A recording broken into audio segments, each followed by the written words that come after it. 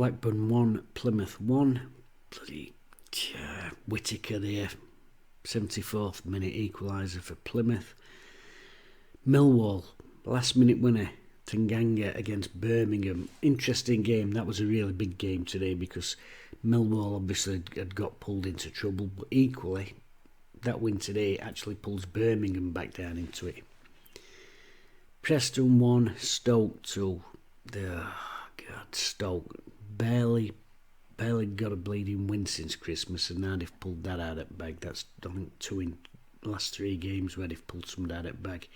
McNally there with a late winner for Stoke. I don't know if you've seen that goal. I don't think he knows much about it, to be perfectly honest with you, but there you go. Good news though, QPR 0, Middlesbrough 2. Big favour for us then, because QPR had been nicking points, and then it's almost by the by, but Norwich 5, Rotherham 0. The season can't end soon enough for Rotherham, can it?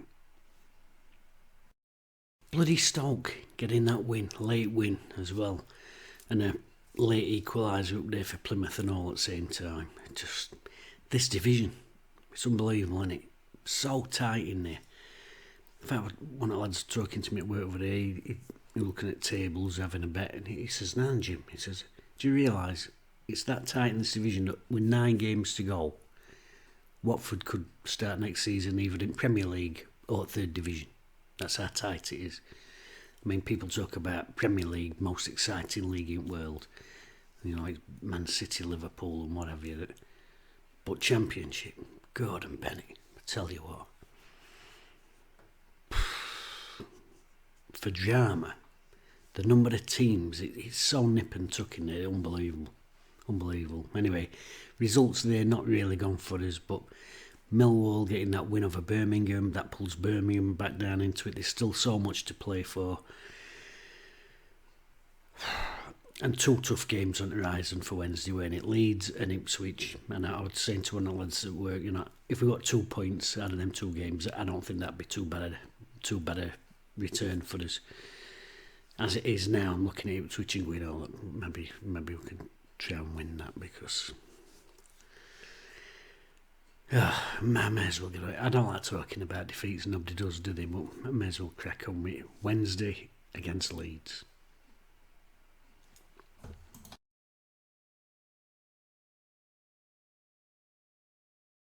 There were changes for Wednesday today for the visit to Leeds.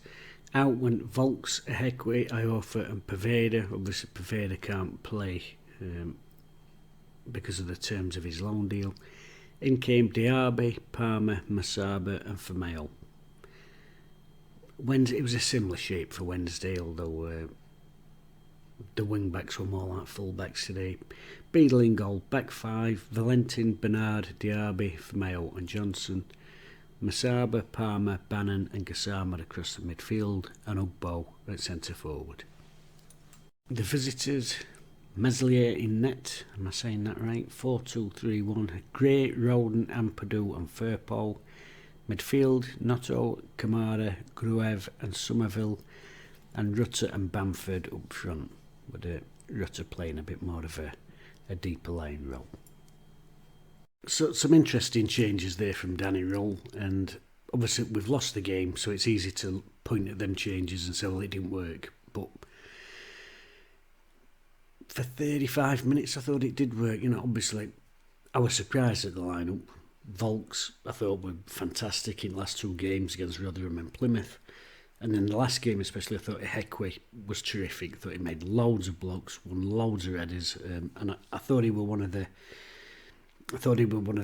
players you could look at and pinpoint and said that's where the victories come from, because obviously you've got to score a goal like we did with Gassama, but them clean sheets are what win your football matches, and I thought he played a massive part towards that. So when I saw the team, a little bit surprised that those 2 had dropped out, but equally we know how Daniel works. We know he's very big on the data and the feedback from computers and iPads and whatever else it is that they've got, and he'll be looking at the fitness metrics, obviously 2 games in quick succession. So surprising, but also not surprising. And it's one of those things where we're going to have to take the rough with the smooth.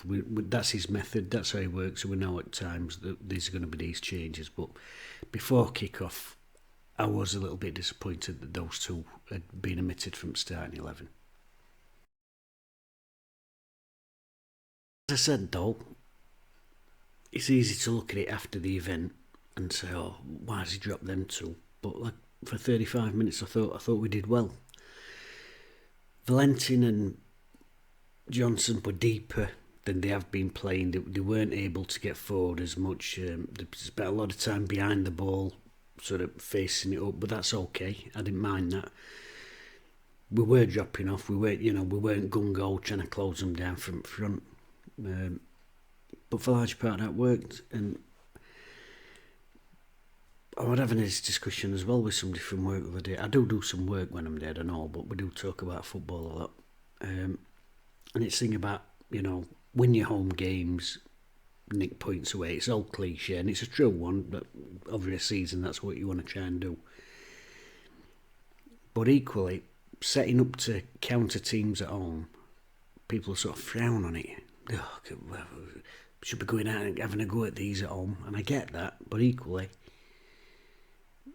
do the best thing to try and help you win the game. I know we've lost the game, we'll come to that, but I didn't think there was anything wrong with the way that we set up. And in fact, the first half especially, Leeds had more at ball, but they've just come down from Premier League. Let's not forget that last season they were a Premier League team and we were a third division team, so there is a gulf. They have got better players than us, they've got a better squad than us, and you can judge that fact by the fact that we've got Poveda on loan from them. He can't get a game for them. He's come in and he looks like a superstar. That's the gulf even within the same division. So they're the top side. Beginning of the season, I thought they'd actually got an outside chance for a title, and I had them in my divisional bet. But yeah, for first half, I thought we did well. Thought we contained them. Like I said, we didn't get our wide players forward as much as we have. But for all their play, I thought we had the better opportunities, and what we were doing when we were winning the ball back, often in middle third and sort of last third, we were breaking at pace. We were really getting them, and we were very direct, and we could have actually been a goal ahead. It comes from that corner situation. It gets knocked on to Masaba, and you've got to say it's a fantastic save from their goalkeeper. And games hinge on goals, don't they? If we take that early lead there, vibrant Hillsborough, huge atmosphere, maybe it's a different game, but for all their play, I thought we did well first half. I really did. They're growing into the game more and more, and as it's sort of coming towards half time, maybe like I said, 35 minutes, that sort of. Diaby had to make a brilliant tackle. He's come into the team, made a fantastic tackle on, I think it was Bamford.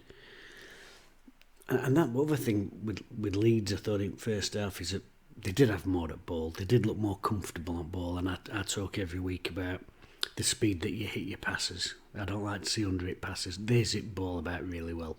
There was a level of trust within each other that they weren't afraid to zip ball and really ping it round amongst the teammates. But for all that, their best breaks actually were when they went quite long, and I thought we were, I don't want to say lucky in that respect, but Bamford's not the quickest, and there were a couple of times when they got away, they got in behind us, and if it had been a different type of player to him, they might have been away and got a shot on target. But overall, I just thought if we could get in at break 0-0, I think we've played well. I think we've had a decent shape, and it wouldn't have flattered us to go in 0-0. But they were cranking it up, and from 40 minutes, we were a little bit like a boxer on ropes, sort of waiting for bell. And then knockout punch, which is that goal. We've got one man in box. It's a disappointing goal to concede to that end. and I don't know if you're like me, but when ball's in wide areas, I tend to find myself not watching wide play with ball. I always find myself sort of looking into the box. What have they got in there? What have we got in there? And one lad in there, and even before it's delivered, you can see for Mayo's pointing at their lad, and obviously I think asking Marv to pick him up, which he don't drop. He's in a sort of breaking position, which when you've played in a back four, that's what we always tell you. You want your full back, let your second half bit last man. You don't want to, because if you're going to try and play an offside, you don't want to look across and where's your full back. Oh, he's 2 yards behind me, the knobhead, So Marv's ahead of him, and then when ball does come in, he's slipped in on blind side behind Mayo, tucks it in. Offside, I don't. It's tight, but I don't think he's offside. He might have been offside if we'd had that linesman that we had on Tuesday night. But it's a really poor goal. What I will say is, though, looking back at it second time, what a fantastic cross by their lad. It's right in, and like I said, that's another thing. Keep hearing that crosses into the box it's not the way to score goals these days, but every week I seem to see good goals from crosses, whatever team it is. But really disappointing, because I thought we'd set up well, worked hard, decent shape, but it's just them moments in it, little moments of concentration where folks just switch off for a second. Somebody gets a little run on blind side, good run from that lad, but disappointed. 1-0 down at break, and then against a team of that quality, it's a mountain to climb. Second half, they sort of carried on where they'd left off first half. They'd had a really good 10 minutes before half time, and you've got that break, and half time came at right time for Wednesday. We were under Kosh, and it's a chance to reset and get out and break their rhythm up, if you like. It came at the wrong time for them half time, I think. But second half, they came out and carried on. They just carried on where they'd left off. They were having more at ball. And what I found frustrating second half is we just didn't manage to seem to be able to get a foot in. We didn't, not just a foot in to win the ball, but didn't seem to be able to get a foothold into the game. We didn't seem to be able to have any decent spells of possession where we were getting our sort of comfort levels up and growing back into the game. It were very much on back foot. And of course, like I said, because of that, Valentin and Johnson were deep anyway from first half, and it's hard to, I've talked about this in other games, it's hard to change that momentum once you've got into that mindset of defending. And they pushed on and pushed on. Again, getting caught out with balls at top for all their play. Again, it's direct stuff that's caused us problems, ironically. And the second goal, again, that's like a chip passed out pitch. It's a cute little 1-2 and out to get them in round back, but again, it's wide up, and it's wide up. It's a really disappointing goal. It's a right nice finish from their kid. And 2-0, well, fully deserved, I would have said, for them overall, with the way that they played. I'm just gutted for Wednesday that we couldn't have got in it at half time 0-0. Like I said, small margins in it, but they were a quality team, quality players. I do like that Ampadu. I think I said that in away game.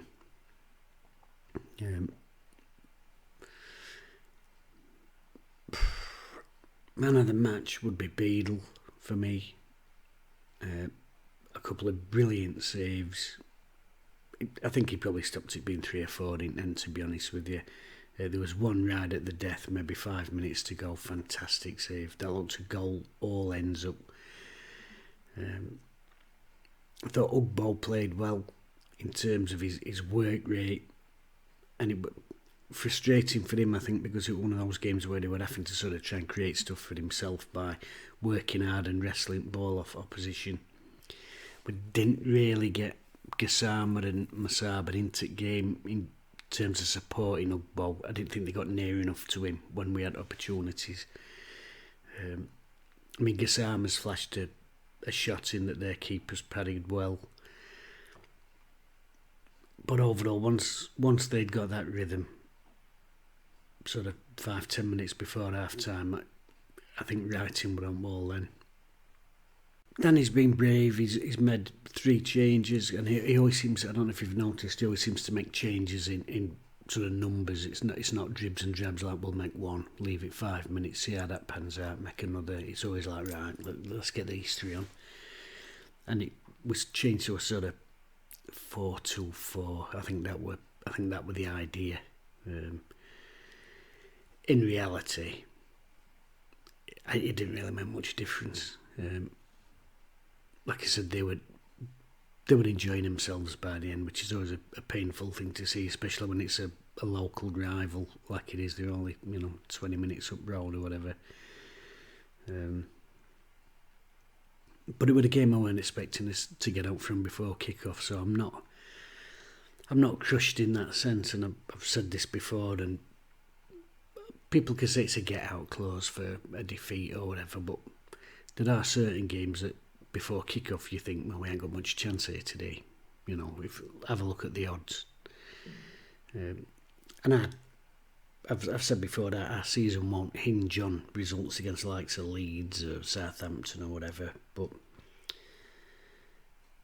equally it's frustrating that we don't seem to nick anything against these teams at top. I know it's a big ask. I know they've got much better squads and everything, but there are frustratingly other teams at the bottom end that they do go and nick points against these teams. Like Huddersfield nicked a point against Leeds the other day.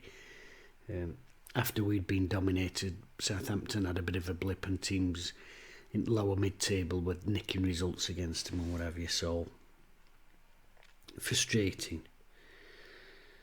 But overall, like I said, just a better team. A better team on day, but a better team in division full stop with a better squad. Obviously we've got Ipswich next. It'll be a very tough game, but it's a game I think we can take something from.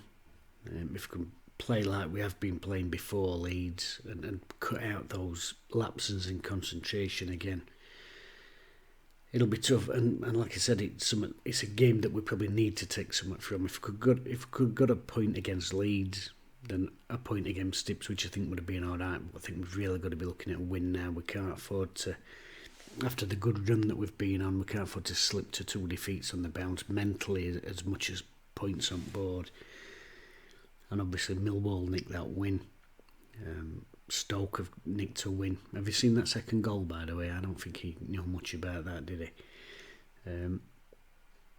Plymouth got a late equaliser as well today, so it's all nip and tuck down there, but I think we really have got to get a win.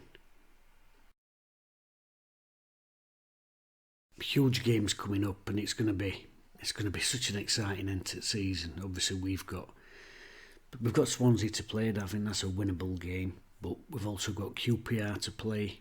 I mean, the cliche 6-pointer there. We've got Stoke to play. Huge games, and it'll keep it going right to wire. But I did say at the beginning of the season, I think we've got enough in tank to stay up. I still believe that. Just got to get that momentum back. We've had a really good run, fantastic form. Can't let this defeat against Leeds affect us too much. Get back out there against Ipswich, reset, go again. And like I said, then them huge games, QPR, Swansea, Ipswich, Stoke, teams round and about. They're the games you've got to win. They're the games that will define whether in third division next season or this division.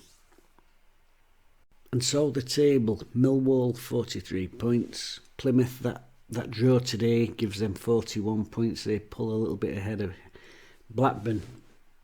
They've had a slide. They're down to 41. Stoke's win pushes them back up out of relegation zone onto 41 as well. Queen's Park Rangers defeat keeps them down there, and again Birmingham City, that late defeat against Millwall continues their slide. Tony Mowbray obviously out of commission, recovering from an operation. Then into the bottom three, Huddersfield 38, Wednesday 38, and as I said, Rotherham all but gone really.